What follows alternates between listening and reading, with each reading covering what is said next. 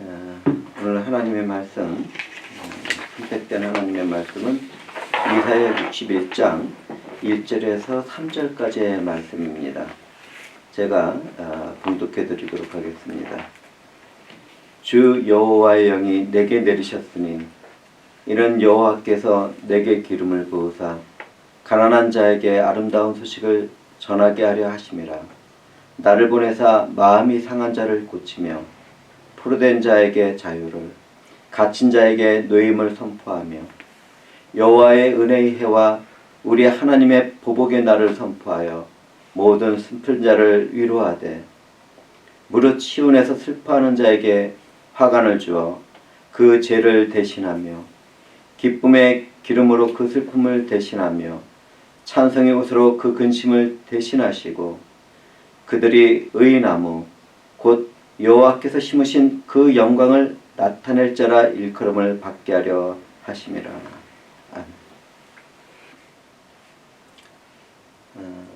복음의 은혜 가운데 하나님으로 만족하고 또 기뻐하고 평강의 날을 아름답게 살아가는 우리는 참으로 복된 사람들입니다. 실리콘밸리로 알려진 이곳은 풍요와 돈과 또 재물과 소유의 신으로 알려진 만몬이 지배하고 있습니다.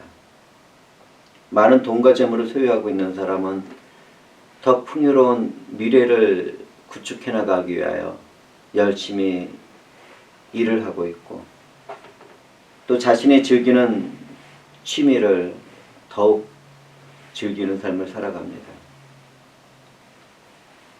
또 돈이 없고 재물이 없는 사람들은 이곳에서 살아남기 위해서 일에 매달려 정신없이 살아가고 있습니다. 그런 이유 때문인지 과학적인 지성인들이 많은 이유 때문인지 실리콘밸리 지역은 교회에 출석하는 사람들이 타 지역보다 월등히 적다고 말을 합니다. 그 때문에 이 지역은 새로운 선교 장소로 지정이 되었다는 소리까지도 들려옵니다. 우리들은 구원의 아름다운 소식을 전하고 받는 일이 드물게 된 이곳에서 지혜롭게 생활해 나가며 생명의 복음을 나눠야 할 사명을 받은 것 같습니다. 사탄의 유혹을 말씀으로 이겨낸 주님은 갈릴리 여러 회당에서 성령의 능력으로 가르치시다가 그분이 자라난 나사렛에서 말씀을 전하게 되었습니다. 주님은 이사야 선지자의 글을 찾아 읽으시고 이 글이 오늘 너희 귀에 응했다고 말씀했습니다.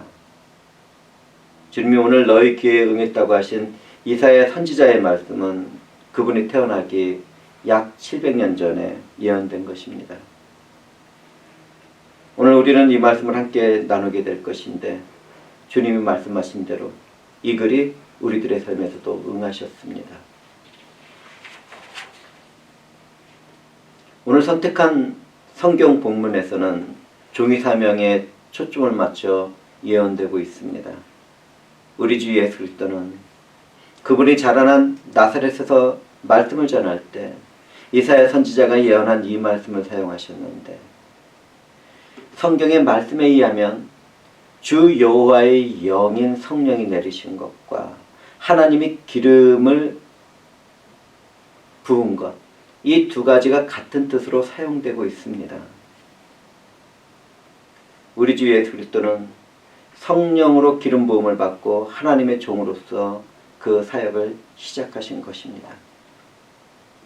그날의 영광스러운 선포를 듣는 우리는 얼마나 복된 사람들입니까?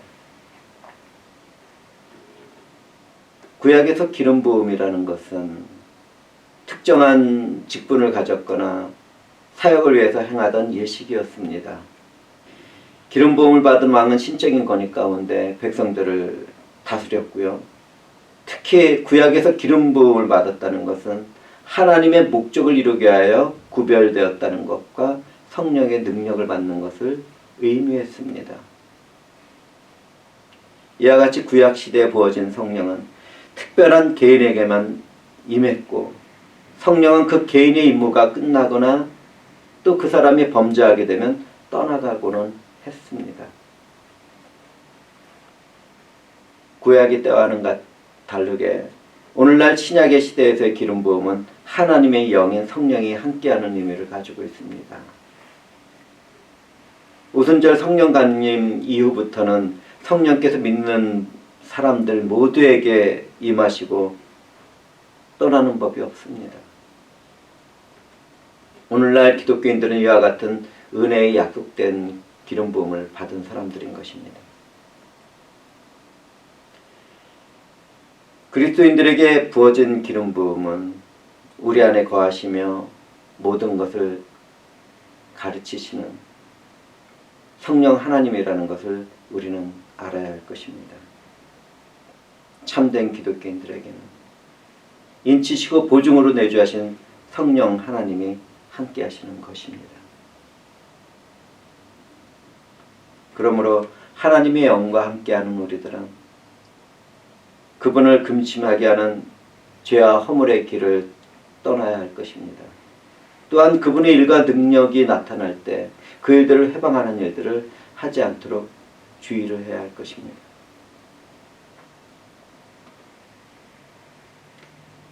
고난의 종으로 이 땅에 오신 우리 주 예수 그리스도는 성령으로 기름 부음을 받으셨는데 그 목적은 가난한 자에게 아름다운 소식을 전하기 위한 것이었습니다.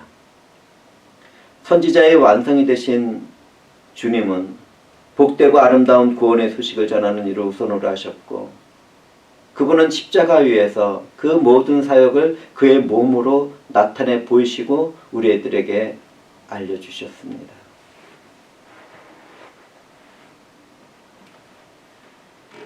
이러한 좋은 소식은 가난한 사람들에게 주어졌는데 가난한 사람들이란 영적으로 가난한 사람과 육체적으로 가난한 사람을 모두 포함하는 것입니다.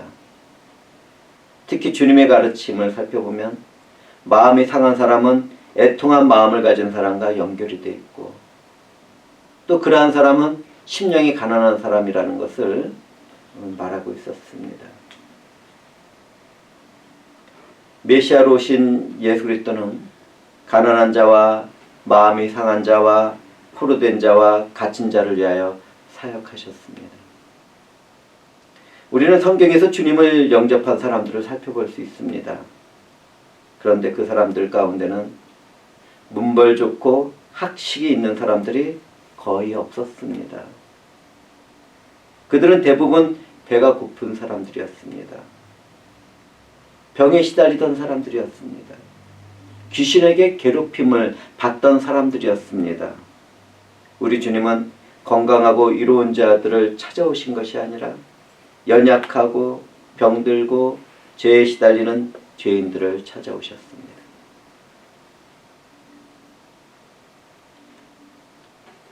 이와 같이 우리를 찾아오신 예수 그리스도는 복음을 전하시고 죄를 용서하시는 일을 하셨지만 그분은 결코 그러한 사역에서 그분의 일들을 끝내지 않으셨습니다. 그분은 상한 마음을 치료하시고 위로하시기도 합니다. 그분은 상한 갈대와 같고 꺼져가는 등불과 같은 낙담하고 멸망받게 될 사람들을 구원하실 뿐만 아니라 용서하시고 또 치료하시고 위로도 하십니다. 죄를 범한 사람을 위로한다 그러니까 듣는 회중들은 조금 의아하게 생각할 것입니다. 그 뜻이 무엇을 이야기하고 있는지 아십니까? 참으로 사탄의 일이란 주님이 재림하시는 날까지 이루어지게 되는데 이 모든 것을 깨달은 우리가 죄의 성령으로 거듭났음에도 불구하고 때때로 실패와 실수를 범하고 또 좌절 가운데 쓰러지기도 하는 우리들의 그 아픔을 주님은 위로하시겠다는 것입니다. 우리 주 예수 그리스도는 죄로 인하여 상처를 입은 자의 영혼과 육체를 온전히 치유하시는 하나님이십니다. 그분은 눈먼 자에게 눈을 뜨도록 하시고 갇힌 자를 옥에서 끌어내시며 흑암에 처한 자를 빛으로 불러내시는 능력의 하나님이십니다. 포로된 자와 갇힌 자는 그 당시에 남유다의 멸망으로 인하여 포로가 되어 핍박받는 경건한 사람들을 가르치고 있었지만 그 말씀은 오늘날 예수 그리스도 안에서 성령 안에서 거룩한 무리로 거듭나서 성도라는 이름을 가진 우리들에게도 적용이 되는 말씀입니다. 그렇다면 그토록 구별된 우리들은 어떤 삶을 살아가고 있습니까? 오늘날에도 좀 안타깝지만 주님을 영접했다고 하지만 죄의 세력에 억압받고 있는 믿음의 사람들이 있습니다. 세상을 살아가다 보면 우리는 영적으로나 육체적으로 상처를 받기도 하고 아픔을 품게도 됩니다. 세상을 살아가면서 마음의 깊은 상처를 받은 사람들이 너무나도 많습니다. 이 세상에서 뿐만 아니라 교회에 출석하는 많은 사람들이 그러한 아픔 가운데 그것을 해결하지 못하고 살아가는 일들이 정말 많이 있습니다. 특히 자신의 죄를 깨닫고 회개하는 사람들은 그동안 자신이 범한 죄와 허물로 인하여 자신이 완전히 부서진 꽃병과 같다는 것을 깨닫고는 합니다. 그와 같이 부서진 화병에서는 아름답고 화려한 그 어떤 꽃이라도 금방 시들고 푸른 곰팡이와 썩는 일들이 생겨나게 됩니다. 그것은 물을 부어도 생명의 물이 부어져도 그것을 가두지 못하기 때문입니다. 세상은 그와 같은 물건이 있다면 쓰레기통에 버려버리지만 은혜로 우리를 만나주신 예수 그리스도는 절대로 그런 일을 하시지 않습니다. 그분은 그와 같은 상처와 죄와 허물을 완전하고 탁월하게 고치시고 새로운 삶으로 변화를 시켜서 능력 가운데 살아가도록 하십니다.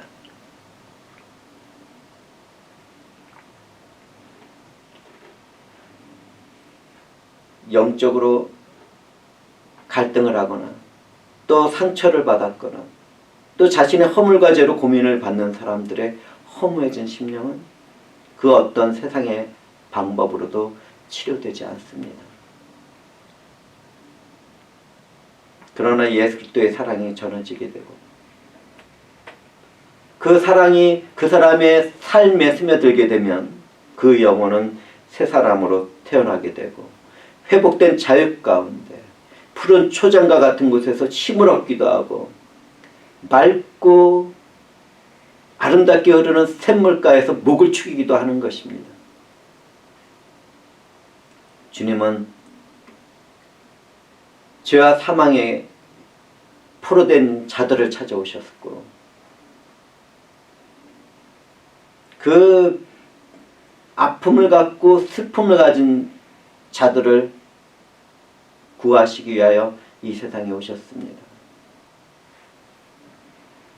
참으로 포로된 사람들은 죄와 사탄의 소유물이 된 삶을 살아갑니다. 죄와 사탄의 소유물이 된 사람들에게는 그 어떤 영적인 평강도 참된 자유도 누릴 수 없게 됩니다.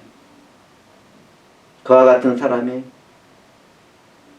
율법에 속하게 되어 죄를 깨닫게 되거나 자신의 양심이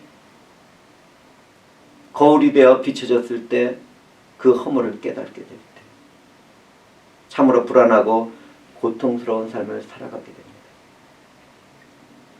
우리 주 예수 그리스도는 그런 사람들을 구원하고 해방시키고 자유를 주시기 위하여 이 땅에 오셨습니다. 죄를 범하는 사람마다 죄의 지배 아래서 살아가지만 주의 영이 계신 곳에는 자유함이 있게 되었습니다. 이 일을 이루신 주님의 탁월하신 능력과 힘은 얼마나 아름답고 존귀한지. 그와 같은 은혜 가운데 우리는 새롭게 변화된 삶으로 거룩한 삶을 추구하게 되었고 하나님 앞에서 그 어떤 점이나 흠이 없도록 살아가게 되었습니다.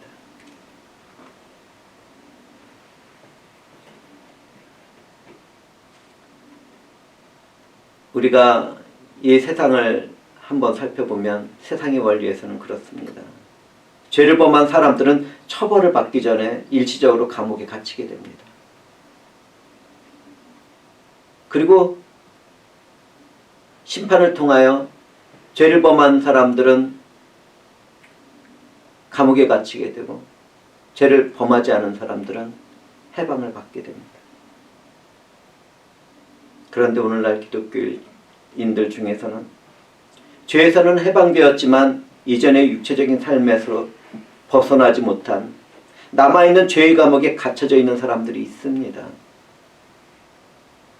오늘날 우리는 동영상을 통하여 심세고 커다란 코끼리가 머리카락보다도 못한 밧줄에 붙들려서 매여 벗어나지 못하는 것을 보게 됩니다. 그런데 그러한 일이 어떻게 있게 됐는 줄 아십니까? 그것은 학습을 통해서 능력을 잃어버린 모습입니다. 어떤 학습입니까? 어린 날부터 그 코끼리에는 가느다란 밧줄이 묶여져 있었는데 그것에서 벗어나려고 할수록 그 밧줄은 자신의 발목을 조였고 아픔을 가져왔습니다. 그렇게 성장하던 코끼리는 자신이 힘세지고 능력이 있게 되었는데도 불구하고 그러한 학습을 통하여 그것을 끊고 움직일 생각을 하지 못하게 되는 것입니다. 그와 같이 우리에게 숨겨진 죄에 대한 학습도 그렇습니다. 예수 그리스도 안에서 해방된 사람들도 그 코끼리와 같이 죄에서 완전히 해방되었는데도 여전히 육체를 따라가던 그런 아픔 경험과 죄의 습성을 버리지 못하는 경우가 있습니다. 자신에게 충분한 능력이 주어졌고 성령이 함께 하심으로 그 모든 것을 깨우치고 능력과 힘으로 일어날 수 있음에도 불구하고 그와 같이 살아가는 기독교인들이 너무나 많습니다. 만약 내가 그런 경우에 빠져 있다면 예수 그리스도가 행하신 그 능력의 일, 탁월한 구원의 일들을 다시 한번 바라보시고 성령 안에서 회개와 용기를 내는 가운데 죄에서 묶인 삶에서 자유를 누리시기를 저는 권면드립니다. 예수 그리스도를 진실로 믿고 의지하십니까? 그렇다면 나는 이전에 즐기던 모든 충동과 마음으로부터 완전한 자유를 얻을 수 있는 결단과 결심을 내릴 수 있는 성령의 능력이 있는 사람입니다. 그러한 능력 가운데 우리는 보다 더 주님의 형상으로 닮아가는 그러한 성화의 삶을 살아야 되지 않겠습니까?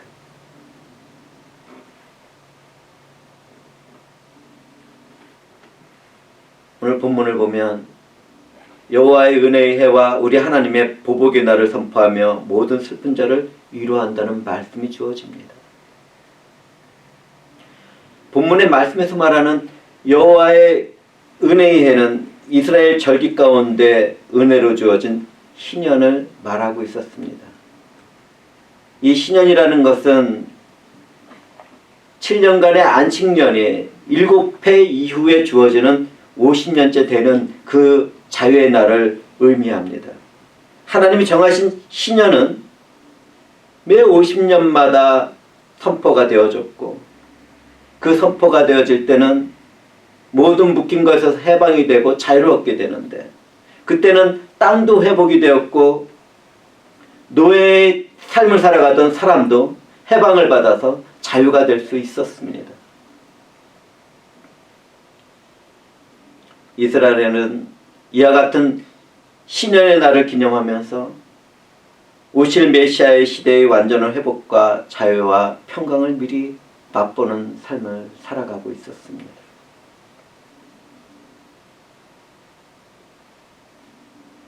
그와 같이 이 땅에 오신 우리 주 예수 그리스도는 신현 정신의 주인이시며 그 일을 완전한 성취하신 하나님의 아들이십니다. 우리 주 예수 그리스도는 그분 안에서 천국에 임하도록 하시고 죄에 묶이고 사망에 묶이고 사탄에게 묶여져 있던 모든 사람들을 해방시켜 자유를 주시고 은혜의 새 시대를 열어놓으셨습니다. 하나님 나라의 천국은 예수 그리스도와 함께 이 땅에 들어왔고 우리는 그분 안에서 그 나라를 향하여 들어가고 있습니다. 인류의 첫사람이며 대표자인 아담이 범한 죄로 인하여 사망이 세상에 들어와서 그동안 왕노릇을 했지만 복음 안에서 회복되어지는 사람들은 예수 그리스도 안에서 사망을 이기고 새 생명을 얻게 되고 새 생명을 얻은 왕노릇을 하게 됩니다. 예수 그리스도의 십자가의 사역으로 열어놓은 의의 은혜는 종말이 때인 오늘날에 모든 믿는 자에게 주어집니다. 바울 사도는 그것을 선언합니다. 보라 지금은 은혜를 받을 만한 때며 보라 지금은 구원의 날이로다. 이와 같은 선언이 지금 이 말씀을 듣는 우리들에게도 이루어졌습니다. 종말이 임하는 그날까지 이 말씀을 받아들이는 사람마다 구원의 은혜에 이르게 될 것입니다. 은혜로운 하나님의 구원의 사역은 예수 그리스도의 초림으로 시작되었고 그분의 재림으로 완전히 성취될 것인데 그 종말의 때에 우리는 살게 되었고 큰 은혜를 받게 된 것입니다. 그런데 우리는 말씀을 통하여 주님으로부터 은혜가 주어지는 이 해를 받을 뿐만 아니라 보복의 날도 임하게 된다는 사실을 보게 됩니다. 은혜의 해는 1년 동안 주어지지만 보복의 날은 단 하루가 주어집니다. 우리는 이것을 어떻게 이해하고 적용해야 하겠습니까? 구원자 예수 그리스도가 이 땅에 오신 일은 하나님의 자녀로 예정된 믿음의 사람들과 또 지역 교회를 다니는 그런 속한 사람들 중에서 성도로 부름받은 사람들에게 은혜가 되셨습니다. 교회에 다닌다고 완전한 안전이 지켜지는 것이 아닌 것입니다.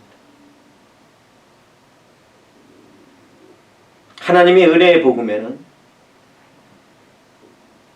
악인들에 대한 심판이 함께 전해집니다.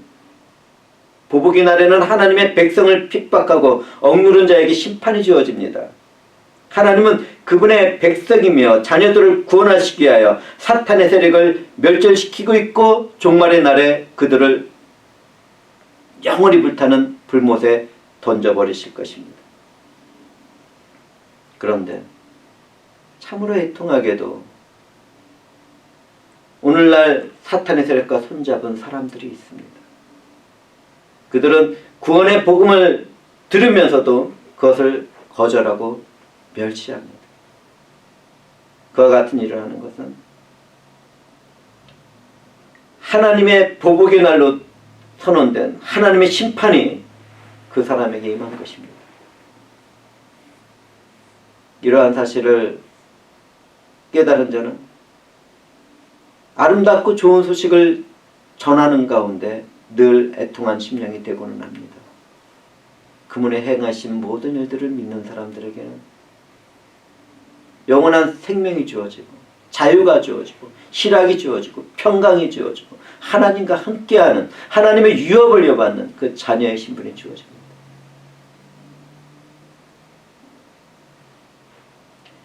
이와 같은 구원의 은혜를 베푸신 우리 주님은 우리들에게 스며있는 삶의 슬픔도 위로해 주십니다. 주님은 그분의 재림을 기다리며 살아가는 심령이 가난한 자에게 하나님 나라를 허락하셨습니다. 그러나 은혜의 복음을 듣고 있음에도 자신의 육신의 정욕과 안목의 정욕과 이생의 자랑으로 가득 차 있는 사람들은 하나님을 향하여 그 어떤 갈망도 할 수 없는 삶을 살아갑니다. 교회에 속해 있는데도 불구하고 말입니다. 이러한 사람들은 오늘날 자신의 배가 따뜻하고 풍요롭게 살아가는 그런 배가 부른 상태에서 돼지와 같은 육체의 삶을 떨어버리지 못하고 여전히 살아가는 것입니다.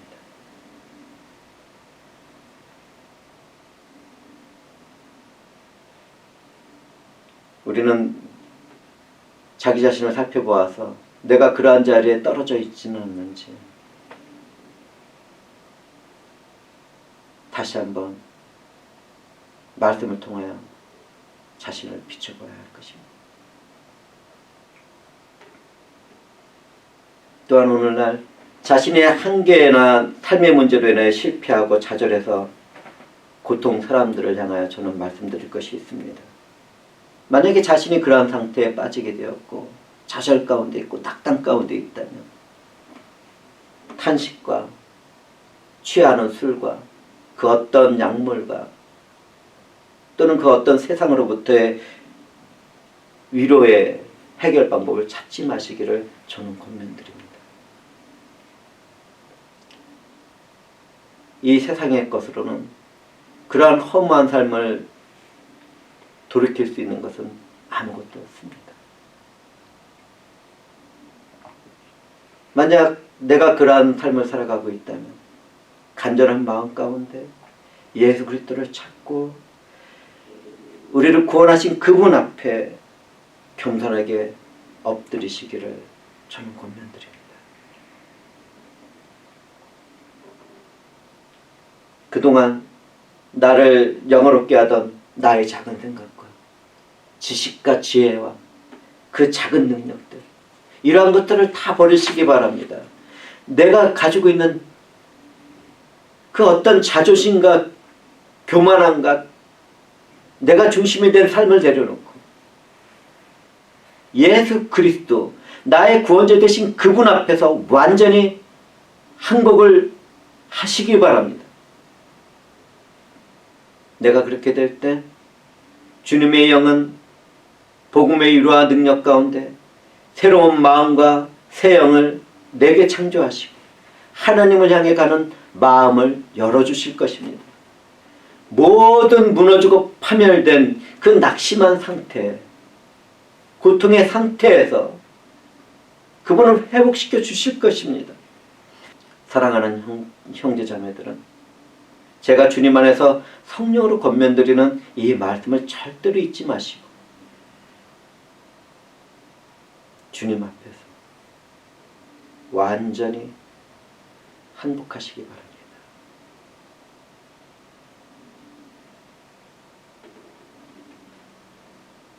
누구든지 예수 그리스도의 이름을 부르고 마음으로 믿는 사람들은 죄사함을 받고 하나님의 백성이며 자녀가 되는 축복을 받게 됩니다. 우리 주님은 알파와 오메가시며 처음과 나중이신 분입니다.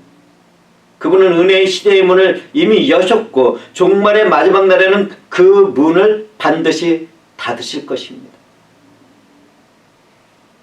그러므로 우리는 은혜의 때인 오늘날 생명의 복음을 전하는 사명을 끝까지 수행해 나가며 이 세상을 향해서는 기독교인으로서의 책임과 임무도 다해야 할 것입니다. 그렇다면 우리들의 마음은 어떻습니까? 내 삶에서 내려진 결심은 어떻습니까? 성령에 의하여 하나님을 향한 열정과 그분을 사모하는 사랑으로 가득하고 있습니까? 우리는 말씀을 통하여 내가 그처럼 심령이 가난한 상태로 있는지 자기 자신을 살펴보고 회개와 믿음으로 하나님과 함께 동행해야 할 것입니다.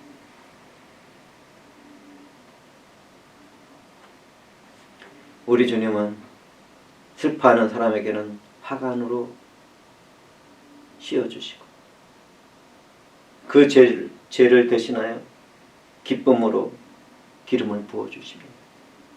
우리 주님은 사슬에 매인 자를 해방시키고 자기 백성들에게 화관과 기쁨과 찬송을 풍성하게 하실 왕의 사명을 십자가에서 이루셨고 부활하셨고 승천하셨고 성령을 부어주셨습니다. 주님은 우리의 슬픔을 대신하여 찬송의 옷으로 그 근심을 대신하도록 그 모든 일을 이루신 것입니다.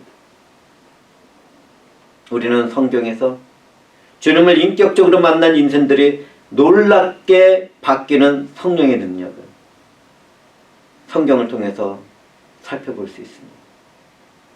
바울 사도는 그 일을 다음과 같이 말합니다.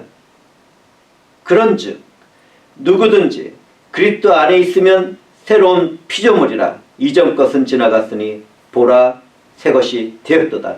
예수들을 인격적으로 만나서 사도가 된 베드로는 주님의 부르심 가운데 시골에서 고기를 낚아 올리던 어부의 삶을 내려놓고 새로운 삶을 살아가게 되었습니다.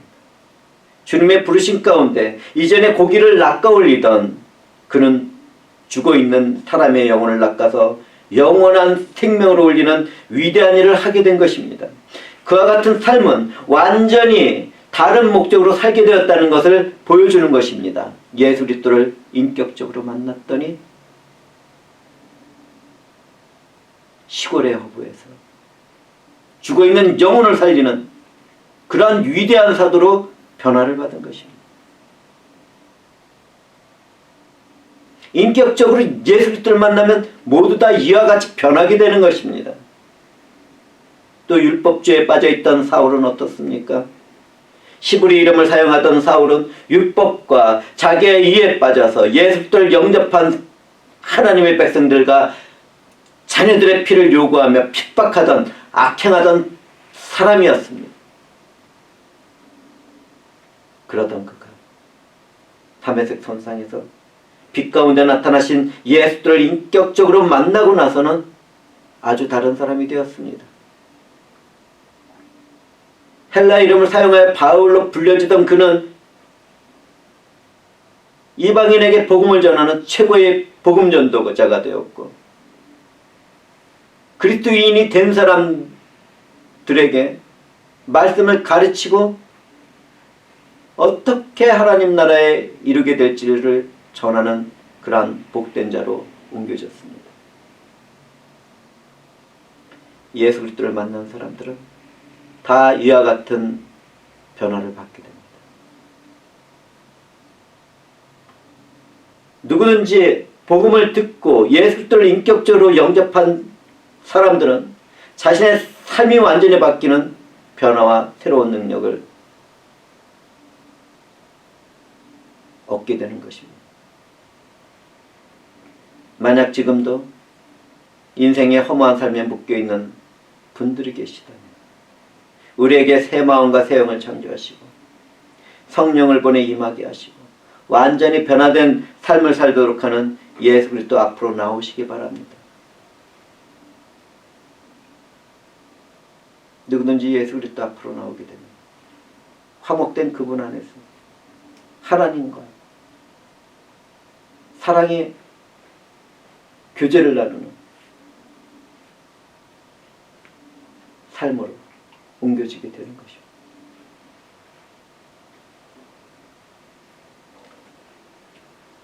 핍박과 고통의 삶에서 벗어나 기쁨을 누리는 것보다 더 좋은 것이 있겠습니까?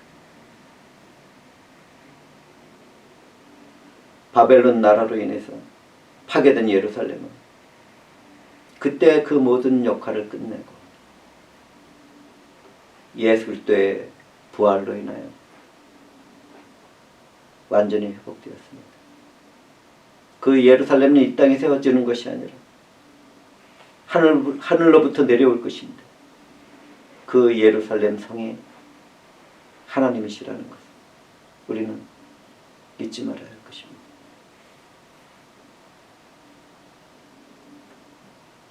모든 죄의 세력으로부터 자유를 얻어 참된 기쁨을 누리게 된 사람들에게는 그와 같은 하나님의 나라, 그 천국이 반드시 임하게 될 것입니다. 이 모든 일을 이루신 주님은 우리들에게 화관을 씌워주시는 분이기도 합니다. 화관이라는 것은 고대 여자들이 머리를 치장하기 위해 썼던 아름답고 화려한 관을 말합니다. 이렇게 화관을 썼다는 것은 기쁨이 넘치는 그런 삶을 의미합니다. 또한 죄는 슬픔을 상징하고 찬송의 옷은 구원에 대한 기쁨의 노래를 말하고 있는데, 예수 그리스도와 연합된 사람들은 그분으로부터 주어진 화관을 쓴 그런 기쁨과 실학이 넘치는 구원의 삶을 살아갑니다. 그 어떤 환경에서나 처지에서도 주님으로 인한 실학의 기쁨 가운데 찬송의 삶을 살아가게 되는 것입니다. 여기에 모인 우리가 그러한 사람들이 아니겠습니까? 하나님은 의의 나무로부터 영광을 얻게 하여 의의 나무를 심으셨습니다. 참으로 말씀에서 보여주는 것과 같이 의의 나무, 곧 여호와 하나님께서 심으신 그 영광을 나타낼 자가 되는 것은 정말 영광스러운 일인 것입니다. 예수 그리스도를 영접한 기독교인들은 튼튼한 나무와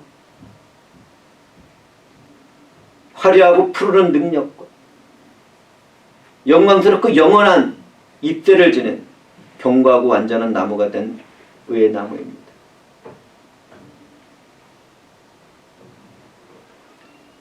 우리는 그런 영광스러운 일을 받은 사람으로서 이를 이루는 합당한 삶을 살아가야 할 것입니다.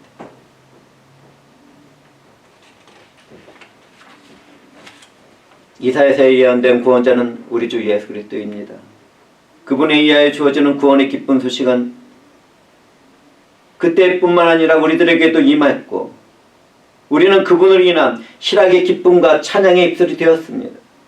우리는 주님의 날에 주어질 큰 축복에 대한 소망과 기쁨을 품고 믿음으로 살아가는 일에 최선을 다해야 할 것입니다. 우리 주님은 지금도 성령으로 죄와 사탄의 권세 아래에서 신음을 하는 자들에게는 영적인 완전한 자유를 주시고 위로하시며 그분의 성과 사랑을 베풀어 주시고 있습니다. 우리는 그리스도가 오신 그 이유를 그 어떤 종교적인 교리나 신학적인 철학에서 머무르지 말아야 합니다. 지금 현재 나의 삶에서 이루어지는 새로운 변화와 능력이라는 사실을 우리는 절대로 잊지 말아야 할 것입니다.